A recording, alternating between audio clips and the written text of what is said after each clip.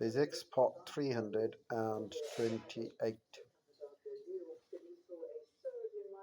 Well, when we talk about the subject of physics, we talk about a very interesting subject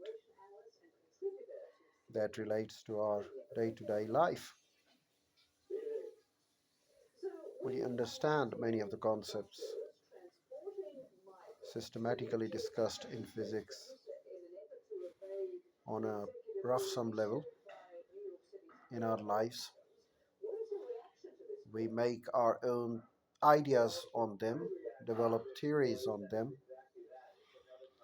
They are not contrary to the ones which are provided in the books of physics, but in fact they go in line with them, but they don't use the scientific terms as the book of physics does. They don't use those formulas as physics brings them for us.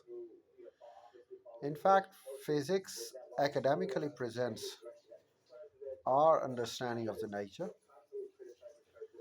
uh, systemizes our understanding of the nature, and then in fact develops ideas and later on recommends theories on the experiences of human beings. And sometimes when they bring in the greatest of the theories out of those routine actions of our life, I suddenly get very much fascinated and love to read such interesting content or in the books of physics.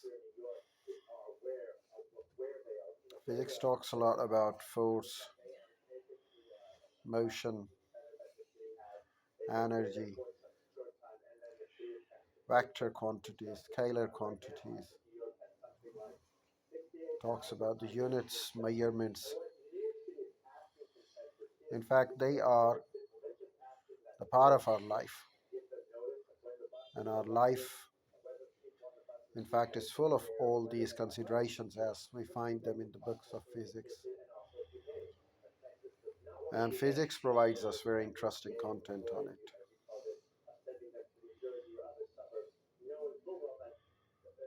A day ago, when I was watching a football match and I saw the ball kicked by a striker spinning in the air and making a great shift for the defenders.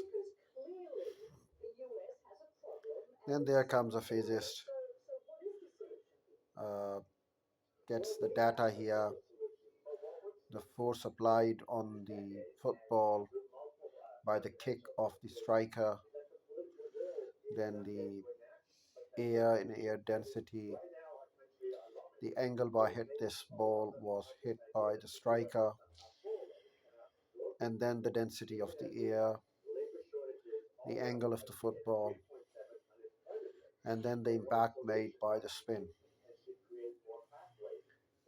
Well, we do observe these things and we understand some bits of it, but the kind of analysis that a physicist make on such a kick is very enjoyable, very interesting,